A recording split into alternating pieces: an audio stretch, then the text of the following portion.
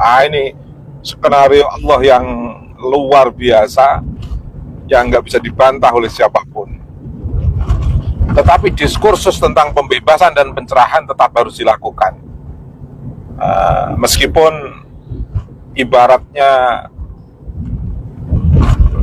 seseorang itu telah memiliki kekuatan yang hegemonik sudah 1 abad lebih, kalau akhirnya terbongkar Habib bukan cucu Nabi, ya sudah, dipublis saja, nanti masyarakat yang akan menilai. Ada yang cocok, ada yang nggak cocok, ada yang setuju, dan ada yang nggak setuju. Semakin diperbincangkan, semakin menarik. Meskipun yang memperbincangkan itu mereka yang nggak setuju terhadap tesis Kyai Imaduddin Utsman, artinya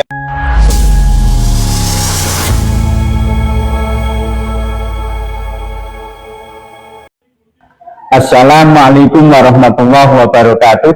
Bismillahirrahmanirrahim. Selamat siang, salam sejahtera untuk kita semua, dan mudah-mudahan para sahabat-sahabat semuanya sebangsa setanah air ini masih dalam lindungan Tuhan Sang Maha Kuasa. Amin.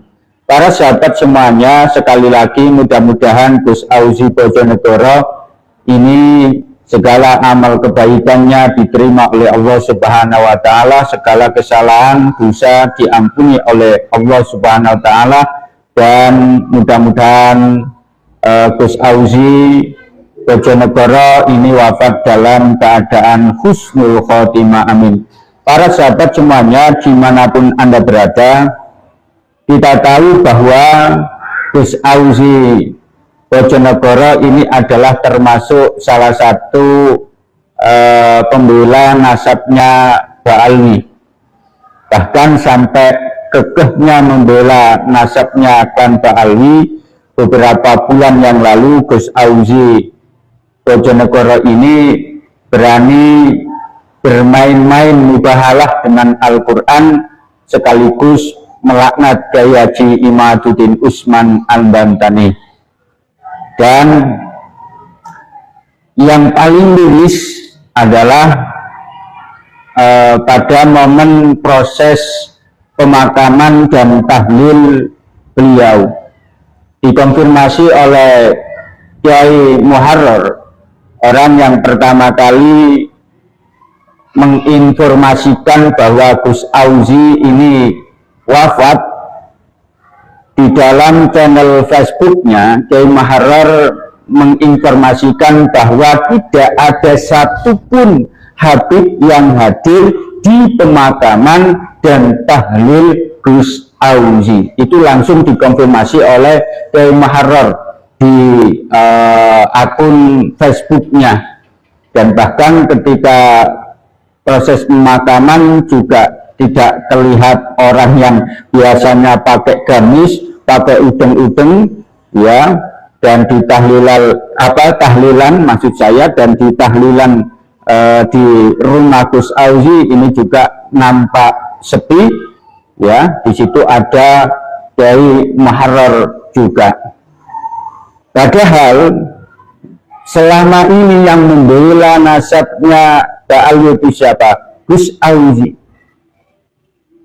Dia bela mati-matian, dia rela mengorbankan jiwa, keluarga, dan bahkan rela bermubahalah, bermain-main mubahalah dengan Al-Quran. Akan tetapi tidak ada satupun Habib yang ikut serta dalam proses pemakaman serta tahlil jenazahnya Gus Auzi. Ini sebenarnya adalah bisa dibuat untuk edukasi, dibuat untuk renungan bagi para muhibbin yang lain, bahwa sekuat apapun pembelaan Anda terhadap nasabnya Khan Ba'alwi, maka ujung-ujungnya mereka tidak ada membela Anda. Sekekeh apapun Anda, seberani apapun Anda mengorbankan segala hal Anda untuk membela nasab Khan Ba'alwi, ujung-ujungnya tidak ada dari mereka satupun yang membela Anda. Oleh karenanya, sekali lagi, kalau Anda ini ingin nasibnya seperti orang-orang yang mendahului Anda, yang dulunya semasa hidupnya ini kekeh membela nasabnya klan Ba'alwi, ya silakan, monggo teruskan. Ya, saya tidak bisa melarang, saya hanya bisa menasihati. Kemudian mayoritas yang datang di pemakaman Gus Auzi dan tahlil itu adalah orang-orang PWILS, Perjuangan Wali Songo Indonesia Laskar Sabilillah. Padahal selama ini, mohon maaf, PWILS ini dihina. Bahkan ketua umumnya, kemudian Kiai Haji Imaduddin Usman Al-Bantani ini juga tidak luput dari hinaan beliau. Akan tetapi dengan besar hati PWILS, para anggota-anggota PWILS ini dengan senang hati mengikuti proses pemakaman dan tahlil jenazah dari Gus Auzi. Ini artinya apa? Bahwa artinya PWILS itu adalah sebuah organisasi yang tidak menimbulkan perpecahan, justru malah mewujudkan perdamaian. Dan ini sekaligus bisa secara tidak langsung mengkanter beberapa pernyataan dari Ketua GP Ansor Jatim kemarin, yang salah satu poin di pernyataan atau instruksi beliau, poin kedua, yang intinya bahwa PWILS ini termasuk organisasi yang memperpecah belah umat. Jadi mohon maaf, Pak Ketua Ansor Jatim ini, lihat PWILS Bojonegoro ini dengan rela, dengan senang hati, ya, bertakziah di Pondok Pesantren Abu Darrin Gus Auzi, ya. Dan dengan adanya PWILS Bojonegoro ini mengikuti prosesi pemakaman dan tahlil Gus Auzi, ini menunjukkan kepada kita semua, kepada rakyat Indonesia, bahwa PWILS itu adalah terbentuk karena memang untuk mewujudkan perdamaian, bukan untuk mewujudkan kebencian, bukan untuk mewujudkan kerusuhan, sebagaimana yang Muhyiddin katakan. Ya, itu saja yang bisa saya sampaikan. Sekali lagi, mudah-mudahan almarhum Gus Auzi ini diampuni oleh Allah Subhanahu wa Ta'ala. Amin. Assalamualaikum warahmatullahi wabarakatuh. Mukibin, mubahalah kalian semua. Itu yang gua tunggu. Mubahalah semua, nenteng mushaf Al-Quran dengan nama Allah, bersumpah bahwa nasab Alawi tersambung ke Rasulullah, bahwa apa yang dikatakan Kiai Imad adalah dusta. Mubahalah. Semakin banyak mubahalah, semakin berkurang mukibin. Ya kan?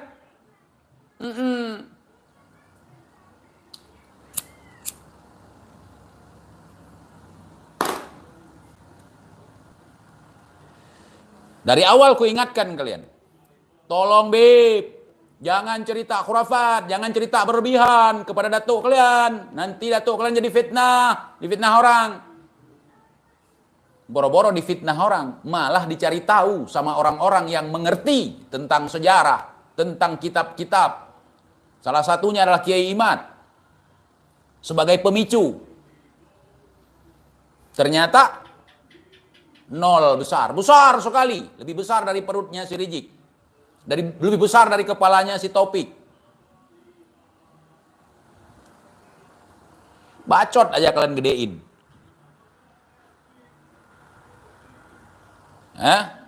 Ngomong bahasa Arab paling cuma bisa dukhon, gahwa, udah hebat kali.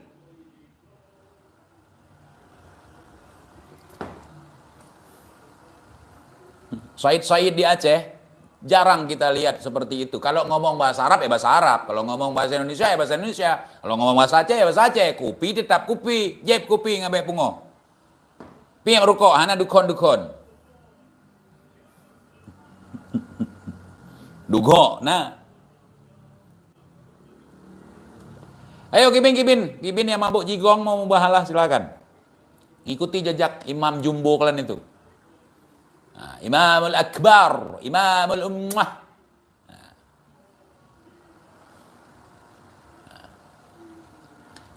Oke, kalau kalian nggak percaya omongan saya barusan, coba tes nazar ke kuburan Habib. Mau Habib Solo, mau Habib Gresik, mau Habib Tanggul, mau Habib Priuk, gitu. Coba kalian nazar ke situ. Habis itu ketika nggak dikabulkan, kalian nazar ke makam wali-wali kita. Ayo mubahalah, kori mubahalah. Mubahalahnya mati langsung, bilang aja lah mati gitu. Nah, rungkat gitu. Biar kita lihat.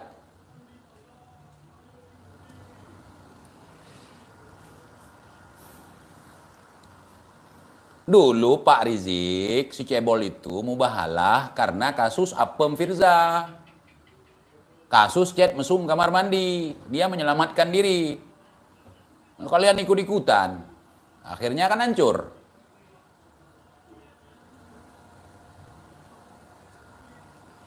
Ya, tolong untuk sahabat TIJ yang memiliki akal sehat tentunya.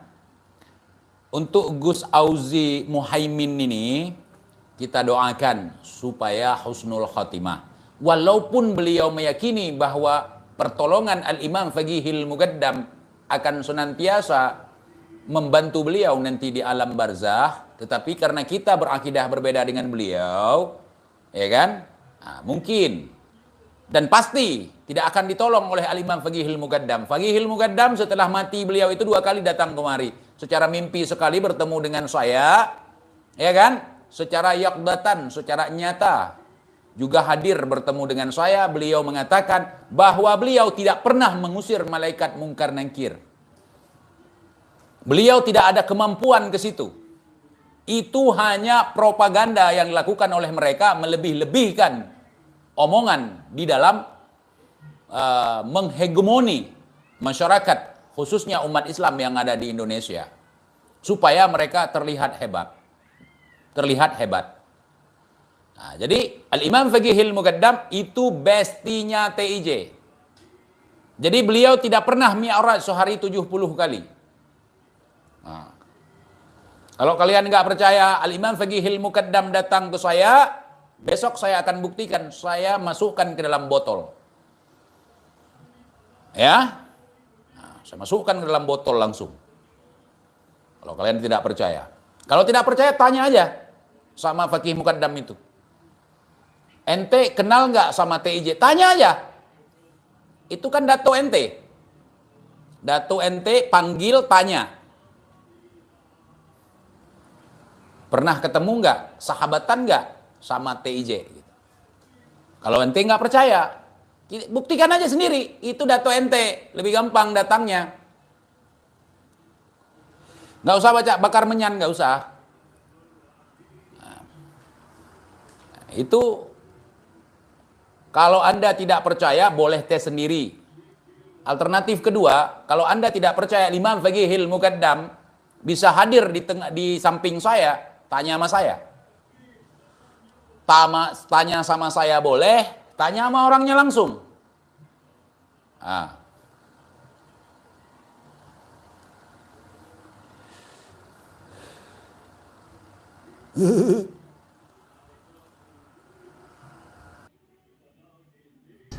Pagi ini saya perjalanan menuju luar kota. Luar kotanya Rembang.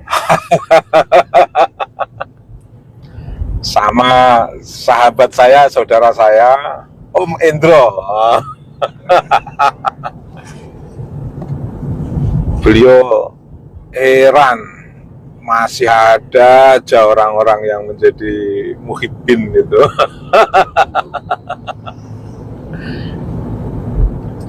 Saya jawab dalam batin, ya ada saja, namanya hidup. Siapapun pasti ada penggemarnya hidup ini itu. Siapapun pasti ada penggemarnya. Itulah rahasia Allah itu. Orang di pinggir jalan aja ada penggemarnya.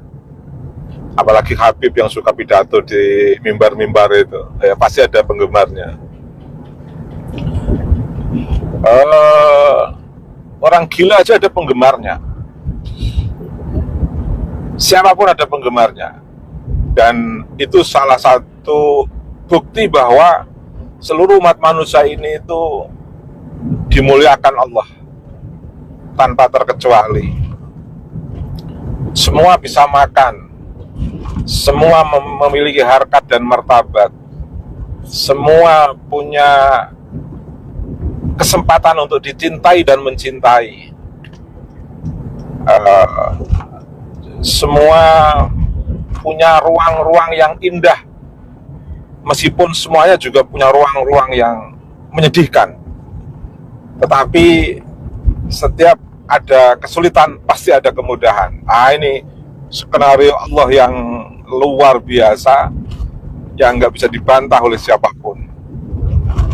Tetapi diskursus tentang pembebasan dan pencerahan tetap harus dilakukan. Meskipun ibaratnya seseorang itu telah memiliki kekuatan yang hegemonik sudah 1 abad lebih. Kalau akhirnya terbongkar Habib bukan cucu Nabi, ya sudah, dipublis saja. Nanti masyarakat yang akan menilai. Ada yang cocok, ada yang nggak cocok, ada yang setuju, dan ada yang nggak setuju. Semakin diperbincangkan, semakin menarik. Meskipun yang memperbincangkan itu mereka yang nggak setuju terhadap tesis Kiai Imaduddin Osman, artinya yang nggak setuju tesis itu meramaikan dari kalangan Habib maupun Muhibbin, yang nggak setuju tesis itu, ya tidak apa-apa. Sampaikan aja ketidaksetujuan itu. Yang setuju, ya setuju saja, alamiah saja. Nanti akan diuji oleh sejarah, dan nanti diskursus itu pada akhirnya akan diuji oleh realitas nalar manusia, sekaligus juga realitas bagaimana nalar memahami sebuah realitas. Atau akan diuji oleh realitas objek yang terfikirkan oleh nalar manusia. Nanti semua akan berbicara secara alamiah, dan kehidupan ini indah. Maka yang setuju tesis Kiai Imad tidak perlu sampai menggebu-gebu membenci yang lain. Yang tidak setuju tesis Kiai Imad juga jangan sampai mubahalah, sampai sumpah serapah, mengutuk orang, dan lain sebagainya. Jangan terjadi. Hidup ini mesti indah, harus saling menghargai. Habib bukan cucu Nabi pun harus kita hargai. Siapapun harus dihargai. Jangan, sekali lagi, jangan mubahalah. Banyak pengalaman-pengalaman dan peristiwa tentang mubahalah itu, dampaknya seperti apa. Saya nggak akan berbicara secara spesifik tentang satu person ke person berikutnya tentang mubahalah itu. Tapi akhir-akhir ini saya kira sudah menjadi pelajaran penting dampak dari mubahalah itu. Dan saya nggak menyebut siapa orangnya, toh yang mubahalah tidak hanya 1-2 orang. Rasanya tidak fair hanya menyebut 1 orang yang sedang mubahalah. Karena di bumi ini yang sedang mubahalah itu banyak. Mubahalah yang pernah dilakukan oleh siapapun yang di situ untuk menguatkan eksistensi ketauhidannya berhadapan dengan mereka yang berbeda keyakinan, berbeda tauhid. Tapi juga hanya ada satu mubahalah yang lucu. Mubahalah sesama umat Islam. Nah, lucu sekali itu. Mubahalah kok sesama umat Islam. Akan ada balasan yang kontan dari Allah. Makanya mubahalah jangan sesama umat Islam. Sekali lagi, bahaya. Terima kasih.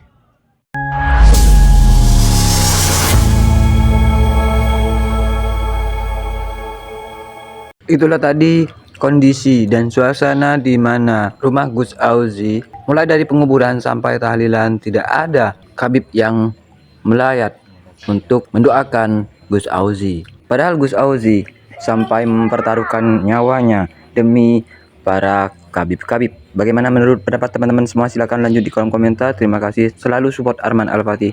Kita jumpa lagi di video selanjutnya. Assalamualaikum warahmatullahi wabarakatuh.